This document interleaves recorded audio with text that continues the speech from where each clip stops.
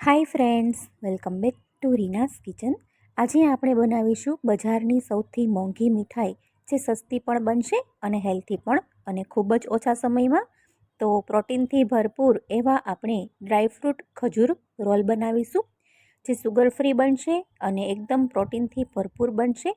અને આ ખજૂર રોલ તમે ઉપવાસમાં પણ ખાઈ શકાય છે. અને આ ખજૂર રોલ ખાવાથી શરીરના તમામ દુખાવા દૂર થાય છે અને ઠંડીમાં ખૂબ જ હિતકારી છે. તો ચાલો રેસીપી જોઈ લઈએ. મારી ચેનલને બેલ આઇકન પ્રેસ કરી સબસ્ક્રાઈબ કરી દેજો નવી રેસીપી જોવા માટે. ખજૂર ડ્રાયફ્રૂટ રોલ બનાવવા માટે આપણે એક કડાઈમાં 2 થી 3 ચમચી જેટલું ઘી ગરમ કરવા મૂકીશું.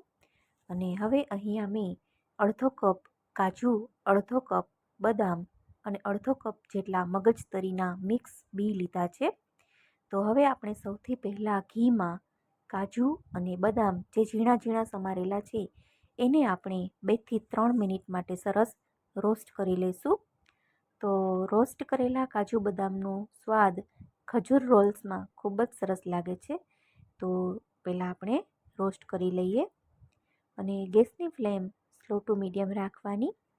અને હવે કાજુ અને બદામ રોસ્ટ થવા આવે ત્યારે આપણે મિક્સ મગજતરીના બી અને જે મિક્સ બિયા છે એ આપણે ઉમેરી દેવાના છે. પમ્પકિન સીડ્સ ઉમેરી દેશું અને તમારે ના ઉમેરવા હોય તો સ્કીપ પણ કરી શકો. તો હવે આપણે સરસ રીતે બધું જ રોસ્ટ થઈ ગયું છે, ફક્ત 2 થી 3 જ મિનિટમાં. તો હવે આપણે બધી જ વસ્તુને એક પ્લેટમાં લઈ લઈએ. તો પમ્પકિન સીડ્સ છે, મગજતરીના બી છે, એ બધું જ મિક્સમાં બજારમાં કે કોઈ પણ જનરલ સ્ટોરમાં તમને આસાનીથી મળી જશે. તો હવે આપણે એ જ પેનમાં ફરી આપણે ઘી ગરમ કરવા મૂકવાનું છે. 2 થી 3 ચમચી જેટલું ઘી ગરમ કરવા મૂકશું. અને મેં અહીંયા 500 ગ્રામ ખજૂર લીધો છે. ખજૂર એકદમ તાજો લેવાનો છે અને જે ઢીલા જેવો ખજૂર આવે, જે પોચો ખજૂર આવે એવો લેવાનો છે. કઠણ ખજૂર ના લેવો. જો તમારી પાસે કઠણ ખજૂર હોય તો તમારે એને મિક્સરમાં ચર્ન ઉપર ફેરવતા જઈ અને થોડો ક્રશ કરી લેવાનો છે. અને આ રીતનો સોફ્ટ ખજૂર લેવાથી એ સરસ શેકાઈ જાય છે અને સોફ્ટ ખજૂરનો સ્વાદ ખૂબ જ મીઠો હોય છે. એટલે આમાં આપણે જરા પણ ખાંડ નાખવાની જરૂર પડશે નહીં. તો ખજૂરને આપણે ઘી સાથે 3 થી 4 મિનિટ માટે સરસ રોસ્ટ કરવાનો છે. ગેસની ફ્લેમ સ્લો ટુ મીડિયમ રાખવાની અને આ રીતે ચમચાની મદદથી ખજૂરને મેશ કરતું જવાનું છે અને શેકતું જવાનું છે. તો શેકેલા ખજૂરમાં ઘીની ફ્લેવર ખૂબ જ સરસ આવી જતી હોય છે.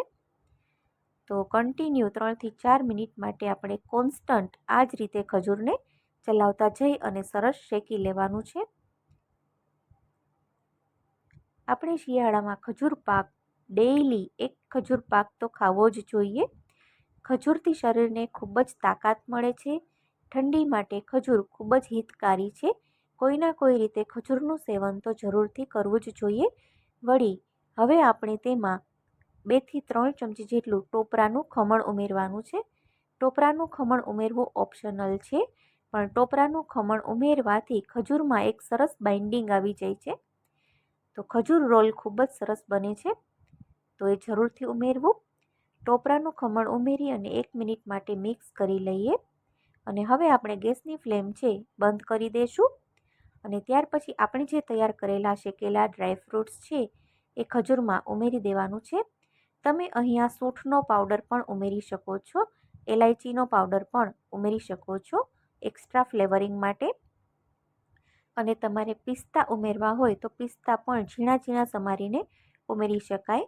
તો આ ડ્રાયફ્રૂટ ખજૂર રોલ ખૂબ જ સરસ બને છે અને ખૂબ જ હેલ્ધી છે.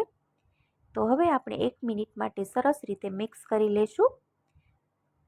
તો તૈયાર છે ખજૂર ડ્રાયફ્રૂટ રોલ. તો હવે આપણે એનું મિક્સર તૈયાર કરી લીધું છે. તો હવે આપણે એક પાટલી ઉપર આ રીતે ઊંધી થાળી રાખી દેવાની અને તેના ઉપર ઘી સ્પ્રેડ કરી દેવાનું છે. અને ઘી સ્પ્રેડ કરી અને આપણે જે તૈયાર કરેલું ડ્રાયફ્રૂટનું મિક્સર છે એ થાળીમાં લઈ લેવાનું છે. મિક્સર જ્યારે થોડું ગરમ ગરમ હોય, હાથને સહેજ ગરમ લાગે એવું મિક્સર હોય ત્યારે આપણે થાળી ઉપર આ રીતે મિક્સર લઈ અને હાથની મદદથી ખજૂરનો રોલ તૈયાર કરવાનો છે. આ રીતે બંને હાથની મદદથી ખજૂરનો રોલ છે એ મીડિયમ સાઇઝનો તૈયાર કરવાનો છે. તો તમે જોઈ શકો છો કે એક રોલ તૈયાર થઈ ગયો છે. તો 500 ગ્રામ ખજૂરમાંથી આ રીતના મોટા 2 રોલ તૈયાર થાય છે. તો ફરી આપણે એ જ રીતે ખજૂરનો રોલ છે એ ઘી લગાવી અને આ રીતે તૈયાર કરવાનો, રોલિંગ કરતું જવાનું છે. આ રીતે રોલિંગ કરવાથી ખજૂરનો શેપ ખૂબ જ સરસ આવશે. ડ્રાયફ્રૂટ રોલનો શેપ ખૂબ જ સરસ બને છે. અને હવે મેં અહીંયા થોડા ખસખસ લીધા છે. તો ખસખસને આપણે આ રીતે થાળી ઉપર વેરી દેવાના અને થોડી સમારેલા પિસ્તા લીધા છે. તો ખજૂર અને પિસ્તાને આ રીતે થાળી ઉપર વેરતા જઈ અને એના ઉપર રોલ છે આ રીતે ફેરવતું જવાનું છે, જેથી કરીને આપણા ડ્રાયફ્રૂટ રોલનો દેખાવ ખૂબ જ સરસ આવે અને એકદમ બજાર જેવો જ લુક આવે છે. તો આ ખજૂર રોલ બજારમાં ખૂબ જ મોંઘો મળતો હોય છે. તો આ રોલ છે એ ઘરે બનાવવો ખૂબ જ સરળ છે. તો બંને રોલ છે એ ખજૂર રોલ છે એ મેં પિસ્તાથી અને ખસખસથી કોટ કરી લીધા છે. અને હવે આપણે તેને 2 થી 3 કલાક માટે એમનેમ રહેવા દેશું. અને 2 થી 3 કલાક પછી રોલ જ્યારે ઠંડા થઈ જાય પછી આપણે આ રોલના આ રીતે પીસ કરી લેવાના છે. ખજૂર રોલના પીસ કરવા માટે હંમેશા ધારદાર છરી જ લેવાની છે, કેમ કે આપણે નટ્સ ઉમેરેલા છે એટલે એ પણ કટ્સ થતા હોય છે. તો એકદમ ધારદાર છરી લેવાની છે. આ ખજૂર રોલને તમે પ્લાસ્ટિક શીટમાં રેપ કરી અને ફ્રીઝમાં 4 થી 5 કલાક માટે પણ મૂકી શકાય અને પછી પણ કટ કરી શકાય છે. પણ શિયાળામાં આ ખજૂર રોલ ફ્રીજમાં ન મૂકીએ અને એમનેમ 2 થી 3 કલાક માટે રૂમ ટેમ્પરેચર ઉપર રાખીએ તો પણ સરસ મજાના કટ્સ થઈને બહાર આવે છે. પણ જો તમારે આ રીતે સરસ કટ્સ ન થતા હોય તો તમે ફ્રીજમાં મૂકી દેજો પ્લાસ્ટિક શીટમાં રેપ કરીને. તમે અહીંયા ખસખસના બદલે ચાંદીના વરખનો પણ યુઝ કરી શકો છો. એનાથી પણ ખજૂર રોલ ખૂબ જ સરસ લાગે છે. અને ફરી પછી આપણે રોઝ પેટલ્સથી પણ આને ગાર્નિશ કરી શકાય છે. તમને જે રીતે ગમે એ રીતે તમે ગાર્નિશિંગ કરી શકો છો.